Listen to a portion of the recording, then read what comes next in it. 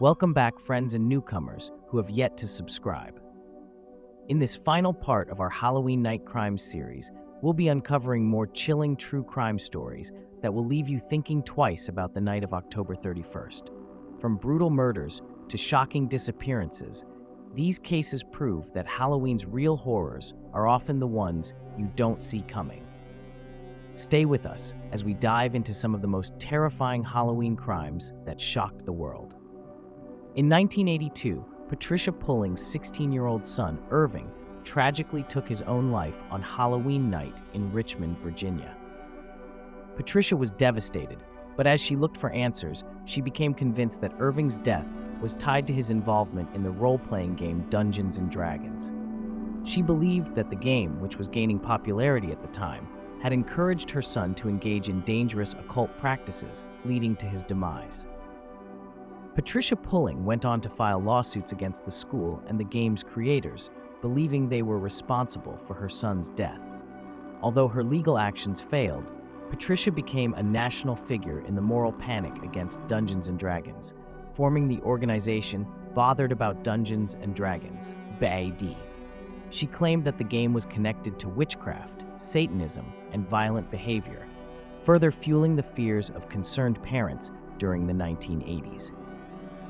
Irving's death remains a tragic story, but Patricia's campaign raised serious questions about the influence of media and games on youth behavior. Though to this day, no direct link has been found between Dungeons and Dragons and criminal activity. Patricia's actions turned the case into a nationwide debate, sparking controversy over the role of games, Halloween, and the occult in real-world tragedy. Halloween in 1962 became a lifelong nightmare for the Jones family in Vineland, New Jersey, when 3-year-old William "Billy" Jones vanished without a trace while playing outside his home. Billy had been outside with his younger sister when his mother briefly stepped inside to tend to a phone call. When she returned, Billy was gone. Neighbors searched the area, and police launched an extensive search effort, but Billy had seemingly disappeared into thin air. Despite door-to-door searches, missing person flyers, and media coverage, no leads ever emerged.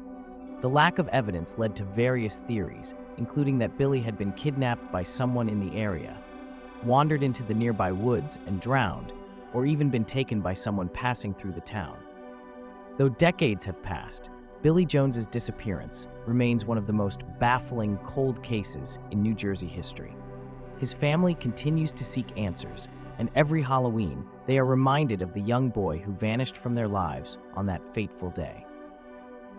In 2010, Halloween night turned into a bloodbath for the Liske family in Martin, Ohio. William Liske, a troubled 24-year-old man with a history of mental illness and violent behavior, brutally murdered his father, stepmother, and stepbrother while they slept in their home. Earlier that day, William had spent time with his father, William Liske Sr., and they had attended a church service together. No one could have predicted the horrifying events that would unfold just hours later. William returned to the family home that night and attacked his family with a hammer and a gun. He killed his father and stepbrother, Derek Griffin, before brutally bludgeoning his stepmother, Susan Liske, to death in her bed.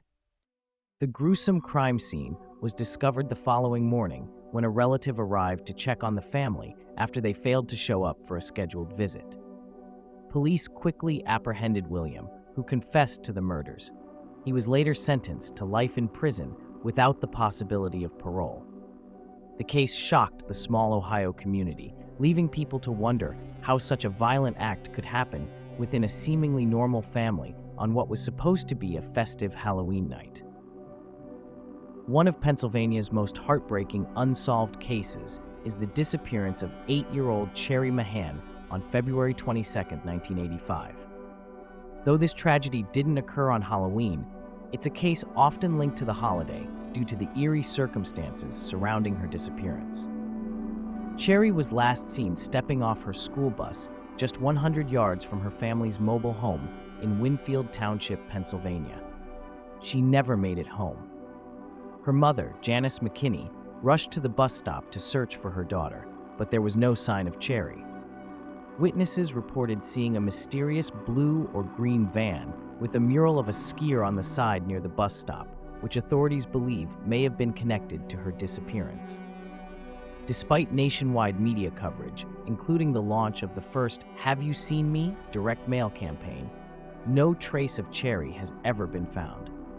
The haunting image of the van and Cherrie's smiling face remains one of Pennsylvania's most enduring mysteries.